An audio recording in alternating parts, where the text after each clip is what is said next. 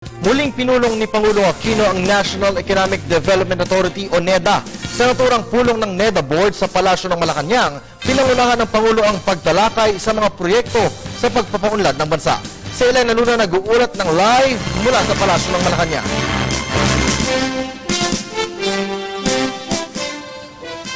Maraming salamat, Kirby. Muli nang nagpatawag ng meeting si Pangulong Aquino sa board ng NEDA. Ongoing pa rin ang meeting na ito sa mga sandaling ito. Napaaga ng isang oras ang board meeting ngayong araw sa palasyo ng NEDA o National Economic and Development Authority. Ang alas 11 sana na meeting sa Aguinaldo State Dining Room ay nagsimula bandang alas 10 ng umaga. Si Pangulong Aquino ang chairman ng NEDA Board. Vice Chair nito si Socio-Economic Planning Secretary Arsenio Balisacan. Ang NEDA Board ang nagpaplano at gumagawa ng patakaran para sa lahat ng proyektong pangkaunlaran ng bansa. Ito na ang pangalawang NEDA Board meeting ngayong taon. January 18, huling nagpatawag ng NEDA Board meeting si Pangulong Aquino.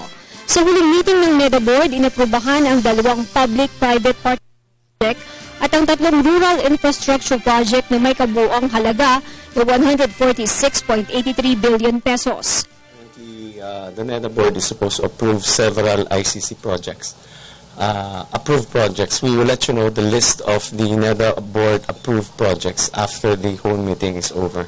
In the meantime, it is ongoing, so we'll give you a list later on as soon as the NEDA Board meeting is over. Okay, let's go to it. Sa schedule ni Pangulong Aquino, Kirby, ay wala na siyang ibang pagpupulong pagkatapos ng NEDA Board meeting na ito. Nangangahulugan na posibleng abuti ng hapon ang meeting na ito. At yan ang ating balita mula dito sa Malacanang sa tulong ng RTBM. Ako si Elena Luna para sa Telebisyon ng Bayan. Maraming salamat sa iyo, Elena, nag-uulat ng live mula sa Malacanang.